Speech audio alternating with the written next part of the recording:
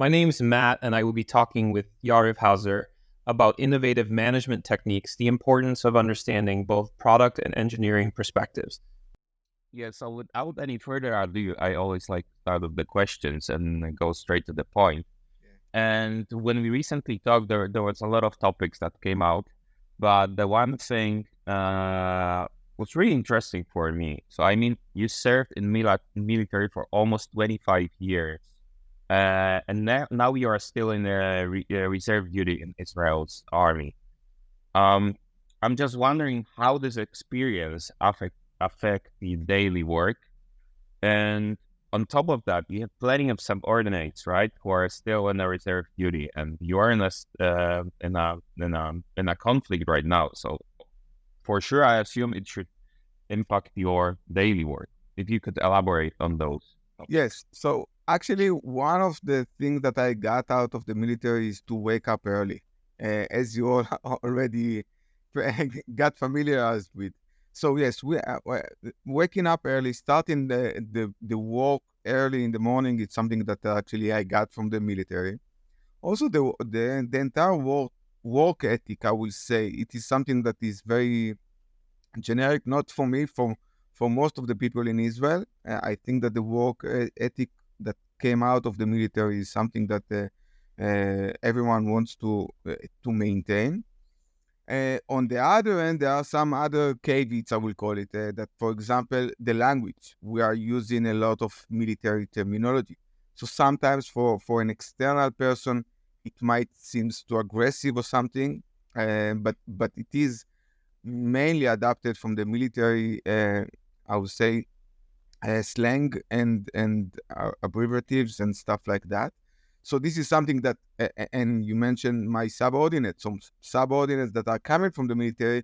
So it depends on the unit. Sometimes you are using a specific terminology that is very much unique to the Air Force, and you need to explain that to the people from the intelligence, for example, and stuff like that. So I think that the military slang and way of thinking is and speaking is something that also is actually affecting the daily. And one other interesting topic in the military, you are moving between roles every 2 or 3 years, and this, I would call it, expiration date that you have to any given role is very much evident, I would say, because you want to make an impact. You have short time for that, and it is something that is also I took it also for the civilian work that I'm doing. So I'm coming in the morning. I want to make the day effective and to make some meaningful impact. The same as in reserve duty, because while I'm working full fledged, so every once in a while I'm doing night shifts or weekends in the military. I want it to matter, and for that you want to make an impact. So you are being mindful on the time and trying to make it as effective and impactful as much as possible. Sorry. So that's really interesting. I'm just wondering, how do you start your day? So let's say you plan to be really impactful at this day. So when I'm starting, I have a to-do list and I try to organize it the day before with the priorities, what needs to be done next day. And I'm wondering, what is your approach, like to plan the day to be really impactful?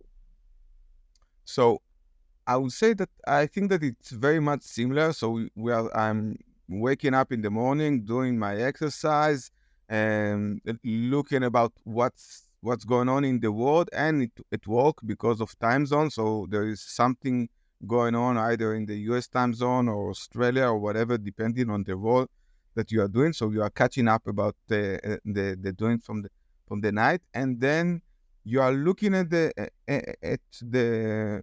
calendar. I'm using all the to-do list. I'm not using to-do list, honestly. I'm using the calendar itself as something there, because I'm putting slots for everything there. And I'm replanning, doing some reorientation because of changes or because of things that have come up over the night. And I think that one of the interesting stuff of it is the end of the day, because I'm in the military. We've came into the habit of, and specifically in the Air Force, about doing a debrief. And every, I would say, night, or whenever before I'm going to sleep, I'm doing some kind of a retro for the day. Was it impactful? What did I did? Okay, what I need to improve for the next day or for the next week? Things that. So this debrief, I think it's very much important, and it's something that it is. I didn't see that happened a lot in other people that are not from the military or from the air force. So I'm doing that almost on a daily basis, and sometimes even doing this also on a weekly basis, and honestly also on a yearly basis. So and I made all the family to do that on a quarterly basis and a yearly basis. You need to have some targets for the year. You need to mindful on that over the course of time to track about it and to do some retrospective. What worked for us, what didn't work for us. So yes, my daughters loves me a lot, as you can imagine. But I think it's a great habit, to be honest. So what I'm doing, and I heard what a lot of people are doing, I have a daily journal from Stoics. So I try to retrospectively look in the past, look at the day, and think about the things that I have done and what I haven't accomplished. So I think it's a great habit, and you get it out of the military, right? So I think it's a great lesson. And, Yes, always think about how you can improve the next day or the next week or the next month. But isn't it okay? So what you said, like how to improve and how to improve. I, as an entrepreneur, and I noticed that many entrepreneurs have this problem, right? So we are all in a constant stage when the things are not finished, right? You constantly are working to improving the organization, constantly working on improving the department. And you are in a constant stage, I have such a feeling, that you are in a constant stage that you are not happy with the results because you see that something more could be done. Do you know what I mean? Yeah, but I think so. But remember that sometimes the enemy of good is the best. So I would say when you are having a target or a mission to accomplish, define the definition of done. What is done for you? What are the KPIs? What you are trying to achieve exactly? And then sometimes it will not be exactly as you imagine it, but you will meet the end criteria. So defining the end criteria in targets, in projects, in activities is because you have an, I would say, a mental image of what success looks like in any target, but it's seldom the case that this is the success criteria. But sometimes you are succeeding in what's important. It's simply different from what you imagine in again, taking the course of military, it's the same. It is said that a good plan, a good war plan is the basis for changes because you don't know how the battlefield will look like, but you know what success looks like in terms of that. And how do you lead the organization or the department in which you are at the very moment, right? You are in a stage of a conflict, and a lot of your subordinates, they are in military duty. So in each day, the things could change for you. Like planning, I assume it's really hard. How does affect your work? How do you deal with that? Yeah.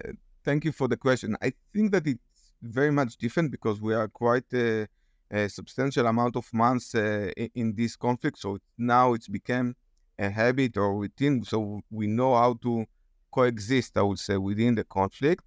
At the beginning, it was much more harsh because a lot of people were going to reserve duty, going to defend the homeland, and then you need to fill in. And here, first of all, a lot of communication, daily stand-ups, evening stand-ups, in order to align, to understand what have happened. Some of the people have moved, some of the people became available, and very much prioritize. We did several tiers of priority. Tier 0 is something that must have. Tier 1 is something that nice to have. Tier 2, let's not deal with that at this point. Over the course, after a couple of weeks, we started to look at tier 2. And when we had a meeting with customers from abroad and they offered to delay the timelines and things like that, no, we said that we are delivering no matter what. And it was important to us to ensure the continuity of the business. What's important? So any obligation outside the obligation, some of the internals even, uh, we made a specific discussion about it with the team. Are we able to do it? How we can do it? And should we do it? And we did those discussion as with all the troubles of the people, and they understood the necessity of that. They understood what is that means both for the company's sake, but also from even from country economics and resiliency and trust. And I think that in this case, while I think that we performed remarkable, we weren't that exceptional relative to other companies in Israel because we understand the importance of business continuity even in conflict times, be it longer. And we are catching up. We are prioritizing. People are stepping in other people's shoes every once in a while. But this solidarity actually strengthen us and build the team much more than the normal days that you have a conflict, you have internal politics within the team. But now there is an external factor that actually binds us together much more than we were before that. Yeah, that's impressive. So you were fighting to support the economy and the company, and the other people were fighting during the conflict, right? So there's like okay. And Yariv, because recently when you talked, I was really impressed about your work at the Amdocs. So you had the impact for 7,000 people. 7,000 people, that's a lot. And I'm just wondering about the routines, any goal-setting practices or habits that have proven effective for you on such a scale. Yeah, so I was the division president of Amdocs Delivery, Global Delivery. It's a global organization worldwide, be it around the globe. From I think we had in 5 continents. I think also actually, be it development centers and customers all around the globe. It is the biggest division in Amdocs, and first of all, it's a lot of work, to be honest. I think that the main, I would say, takeaway, learn to love it. Even if you don't love it, love the activity, love the people, and if you love them, so it's not a work. It's actually something that you are. And then you need to do a lot of communication. I think I heard in another episode of yours, Matt, talking about communication, and I think that you need to promote communication and open discussion dialogues with the team. So even though it was 7,000 people, I was walking down the corridors, be it in the center in Israel, be it in the center in India, and doing casual meetups in the kitchen, in the coffee near the coffee machine. It's much more important to some extent to set the tone. And here you need to do a buy-in. You cannot make decision. You need to do a buy-in, and it's very tempting to make a decision. Okay, from now on, this is the way that we are working. We are moving from waterfall to agile. We are changing the architecture from monoliths to microservices. Yes, it's easy to take the decision. It's much harder to do a buy-in and to convince. And if you are, but if you are managing to convince, it stays within the organization, and then you don't need to look around. It actually happens. And I just had a meeting with a friend of mine yesterday that he mentioned about a person, a former employee of mine in Amdocs that is now in another company, but the way of thinking that I instilled in him still resides. I said, you are a developer, but you need to think business, because engineering is great, but if the bottom line is not making sense, so everyone loses for the long term, even the engineering. And this mindset that I instilled with him back then is actually still resonant with him up until now. But once I did that, I managed to do a real turnaround of the division, because it wasn't me, it was them. once I convince them with the what and the why, then you are able to do whatever it takes in order to make it happen.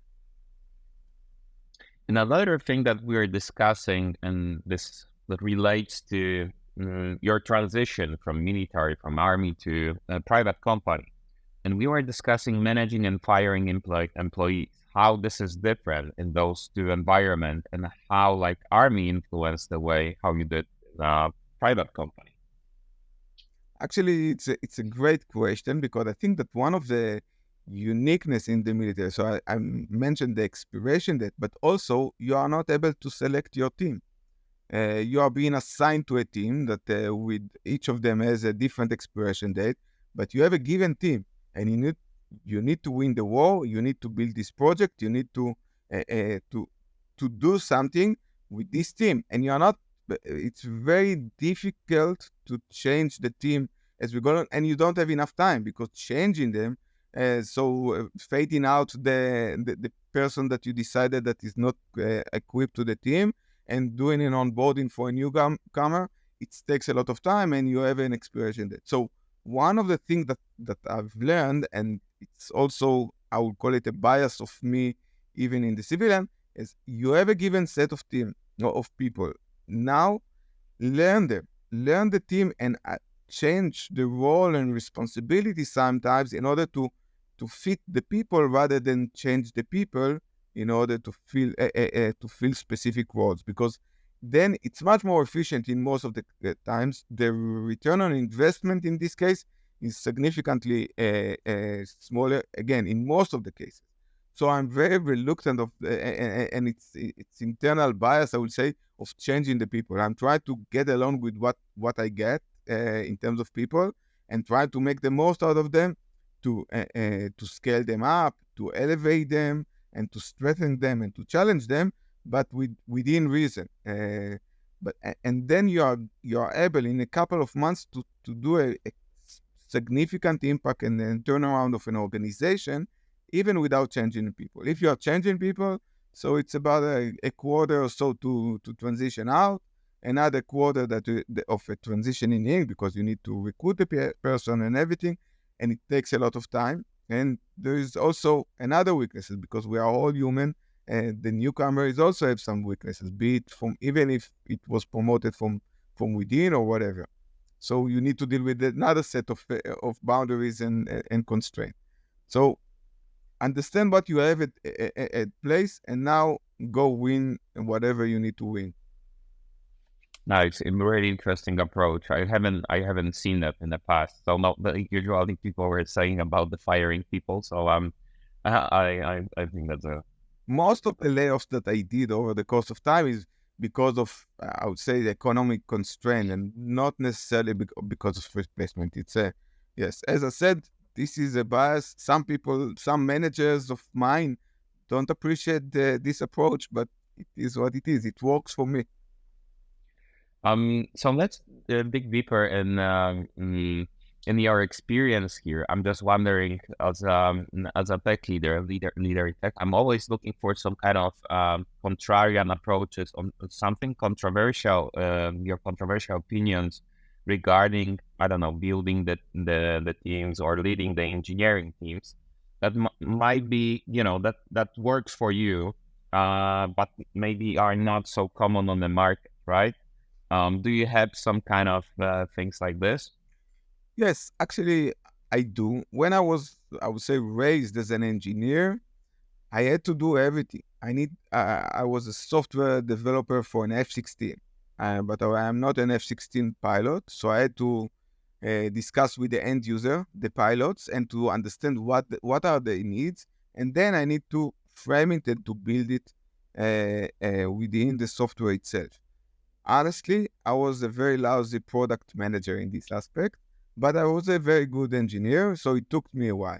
But the the ability to see it end to end from the pilot perspective until even the quality assurance throughout the entire process actually made me better engineer. And while nowadays I'm much more attuned to the fact that you need that the product by design, or design product strategy, Product evolution is a profession on its own, and it's very much different in a lot of aspects from engineering per se.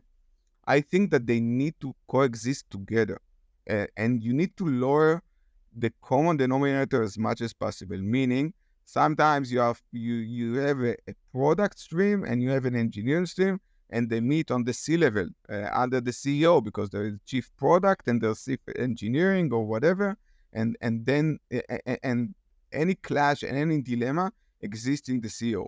Sometimes because of personality and people, you can do two in a box and they get along.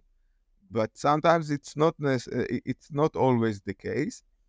And my personal belief is you need to lower the rank of when they are coexisting together. So if you have a project, have both the product of this product and the engineering of this product of this project report to the same project manager. By that, you have a much better alignment.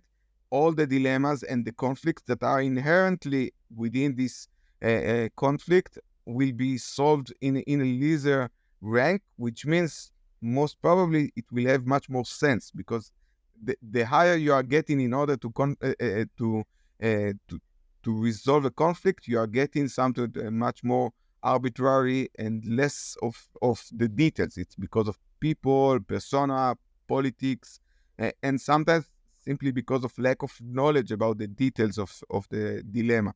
So you want the dilemma between the product and the engineering to be solved in the lesser rank that you can, with the constraint that understanding that product and engineering are different professions. And you worked in a really high-level leadership in this company and in previous companies, and I'm just wondering what are the biggest pain points or the challenges in your role that are not widely discussed or maybe not seen from the outside, right? So actually, in a previous episode, I believe it was episode 88, I don't remember the name of the guest, but he said, you are part of the team, but you are not in the team. And I think that this is actually, it's always the case. You are part of the team, but you are not in the team. You are alone in this aspect. And you are not alone. You have colleagues, a lot of friends, but all of them are biased, have some interest, sometimes unintentionally, but they are not, and they have their own perspective of things. And you have a very unique perspective of the problems that the company states, be it on the higher and your own organization that needs to face. And this unique point of view makes you alone in that aspect. You can consult with everything, but you need to remember that each sees his part of the elephant. If you get my analogy on that, but the only one that is able to see the full-fledged elephant is you, be it your team. So there's sometimes you are not able to convince in the right approach because of that. Sometimes you don't have anyone to consult with and you will make mistake. And you need to deal with that. So this loneliness to some extent, because at the end of the day, it's a team effort. Any success and failure to some extent. But you need to deal with that. You need to have the internal resilience, strength, and belief in order to make it a successful journey and happy one. Because if not, you can go into the loneliness and be very upset. But no, you need to accept it. It's part of the deal. Then you do a lot of reflections and retrospectives, and I think you are still learning a lot based on that fact. And I'm just wondering, in your case, 2024, I'm just wondering, what are your current challenges? What are the pain points that on which you want to build your knowledge and learn something new? It's interesting. So I think that one of the things that I've learned over the course of years is how to scale organization, products, businesses, if you will, and how to scale it right and in a resilience way. And as I said, from the people perspective, from the human factor in Israel, unfortunately, to be honest, we are delivering no matter what, and we are very much resilient. I think that the overall world is becoming a little bit less stable. Some will say it's not a little. And this resiliency needs uh, to be all around, and people need to adapt this resiliency and to learn how to build with the right mindset all together, how to build their organization, their teams. Nowadays I'm looking on a lot of startups that are struggling in the A or B and C phase. I'm consulting with a lot. I think it's a fascinating journey. You need to solve for a specific KPI for a specific target against all load, and you need to be able to be flexible enough and elastic, if you will, to change and to detour and to pivot your product, your business case, based on what is going on. So this agility on one end and resiliency on the other, because I don't think it's contradicts. You need to be agile and resilient all together. And I think that this is the main challenge of the world at this point, from the business perspective of the world at these days, because uh, things are moving fast and unstable all around. What is your hardest thing you have ever done in your career? And what are the lessons learned from it? So, Matt, actually, you shared with me, you gave me an heads up about this question, and that was the difficult question to think about. And I will tell you what I think that I did a career pivot, if you will, a change.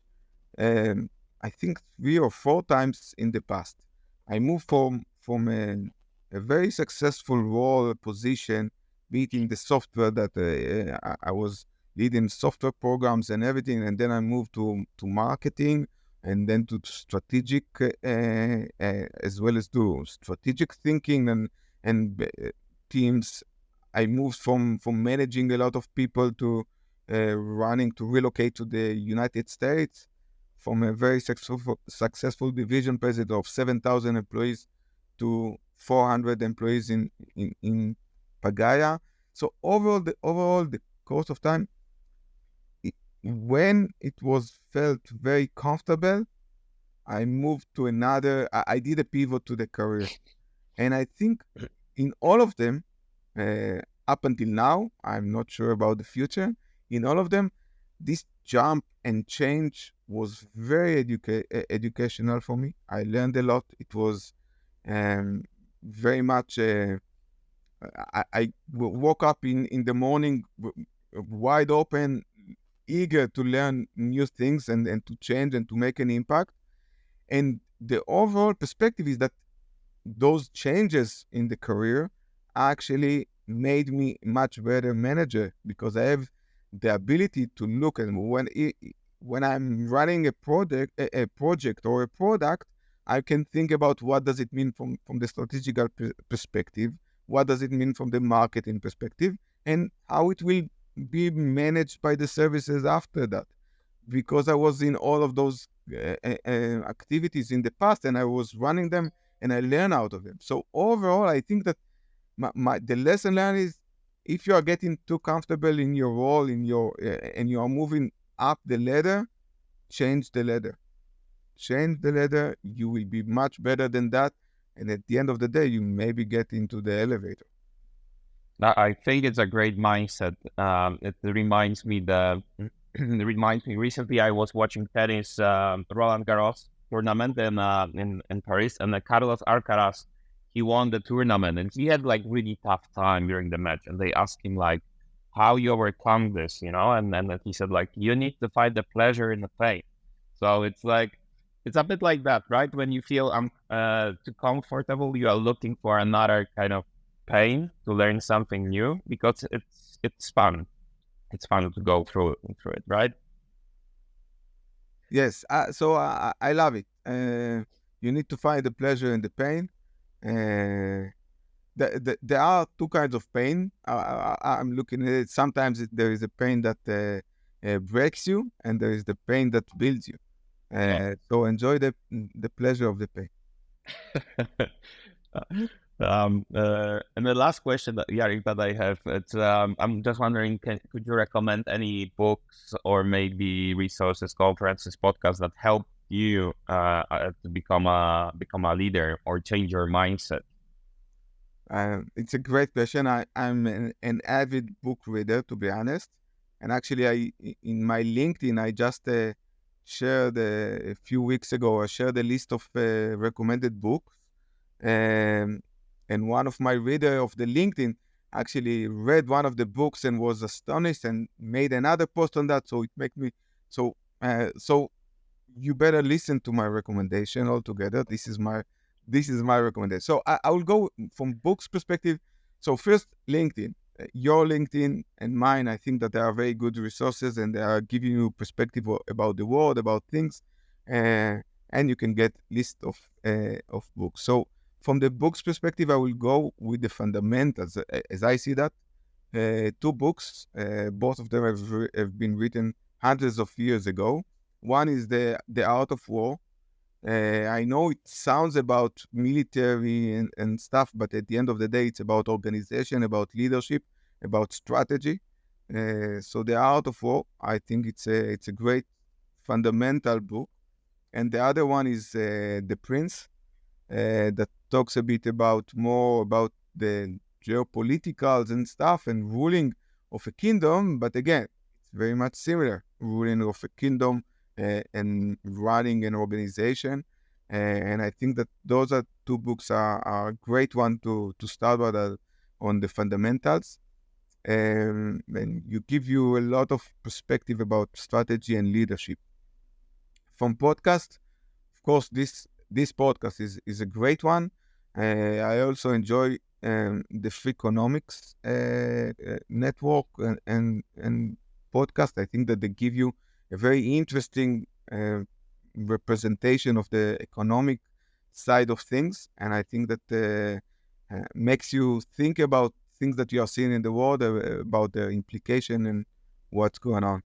So I think that this is pretty much I gave a lot of time for the audience to learn and to educate, and always keep on learning. Overall, that's the last recommendation that I can give. Amazing. Yari, thank you very much for a really insightful conversation. I really appreciate all the tips and hints and your lessons. Thank you for that. Thank you, Matt. Follow Matt on LinkedIn and subscribe to the Better Tech Leadership newsletter.